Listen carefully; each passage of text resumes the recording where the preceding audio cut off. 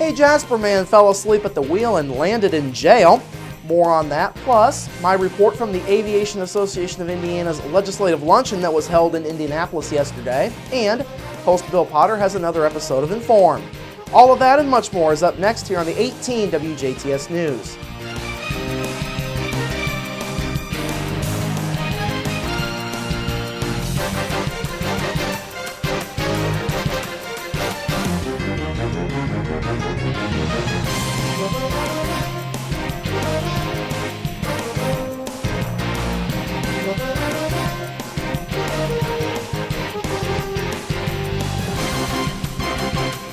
Hello, I'm Bradford Raths. We begin tonight with a Jasper man's arrest on several felony charges after police found him passed out behind the wheel of his SUV.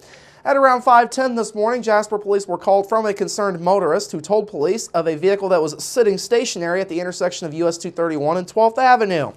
The caller told police that the vehicle was facing east in the westbound lane in the intersection, and the driver was slumped over the steering wheel. Police say the driver, 22-year-old Alex Wagner of Jasper, was unresponsive when they arrived. Paramedics were called, and after police determined that Wagner was intoxicated, he was taken to Memorial Hospital for a blood draw. His BAC rang up at 0.17%, just over twice the legal limit. An inventory of the vehicle found marijuana and paraphernalia as well. Wagner was taken to and booked into the DuBois County Security Center on felony counts of operating while intoxicated and possession of paraphernalia and a misdemeanor count of possession of marijuana. The OWI and paraphernalia charges were elevated to felonies because Wagner had 2 prior convictions. His possession of marijuana charge was elevated from a Class B to a Class A misdemeanor for having 1 prior conviction. A local company has been honored with a grant from 3 organizations. Grow DuBois County, the Vincennes University Jasper Campus Foundation, and the DuBois County Community Foundation have awarded Variable Technology Incorporated with a $5,000 grant. That grant funding will be used for requesting a patent on a new healthcare technology product. Variable Technology Incorporated is owned by DuBois County natives Todd and Brett Maringer, along with Bloomington residents Pete Avenatti and Alexander Souls. All 4 of them currently work at the Crane Naval Surface Warfare Center. The company began back in 2012. In a news release, DuBois County Community Foundation Chief Executive Officer Brad Ward says the grant connects 3 important community efforts: creating access to entrepreneurship, leveraging involvement with Crane, and fostering economic development for CTIM. Meanwhile, Grow DuBois County President Mark Stedzik says Crane is a major part of our region. He says it's important to continue working with them and their affiliates in the future. Formed late last year, Grow DuBois County is a standalone entity aimed at helping and partnering with DuBois strong on local economic development initiatives. They are also active in engaging the development of area entrepreneurs. A newly formed women's leadership group will be holding its kickoff event coming up in a couple of weeks. The Women Empowering Women group is set to host its kickoff 2 weeks from tomorrow, Friday, February 13th.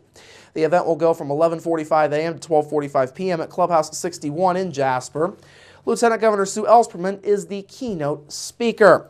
Now, the opening event is an opportunity for all women in business that live or work in DuBois County to learn more about the group or to join it.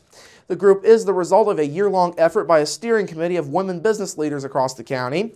The effort is also being supported by the Jasper Chamber of Commerce. The goal of Women Empowering Women is to inspire women in the local business world to reach their highest potential through instilling confidence, building networks, and promoting community locally.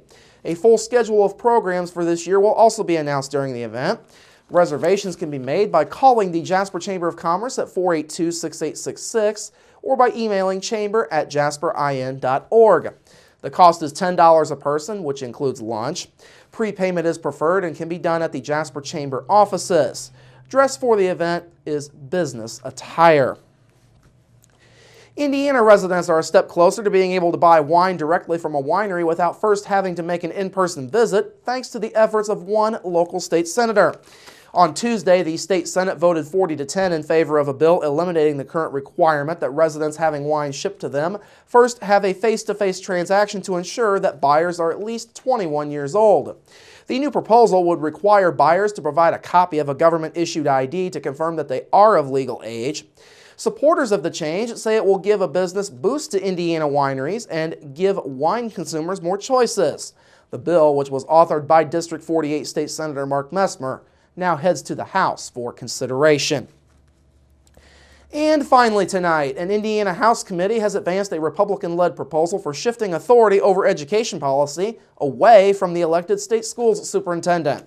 The House Education Committee voted 9-4 along party lines earlier today in favor of a bill giving the State Board of Education authority over areas such as teacher evaluation, testing, and student data. Those areas are currently overseen by Democratic Schools Superintendent Glenda Raths. A Raths spokesman has called the proposals an irresponsible power grab, giving more control to a board that Republican Governor Mike Pence's appointees control. Republican supporters say the changes are needed to resolve ongoing disputes between the board and Raths that have been happening for several months now. Another bill under consideration would change the state law that now makes Raths the board's automatic chairman. All right, coming up after the break, my report from the Aviation Association of Indiana's Legislative Luncheon in Indianapolis, plus your local forecast, sports with Kurt Gooksell, and Inform. That's all up next here on the 18 WJTS News. Local people watching local people.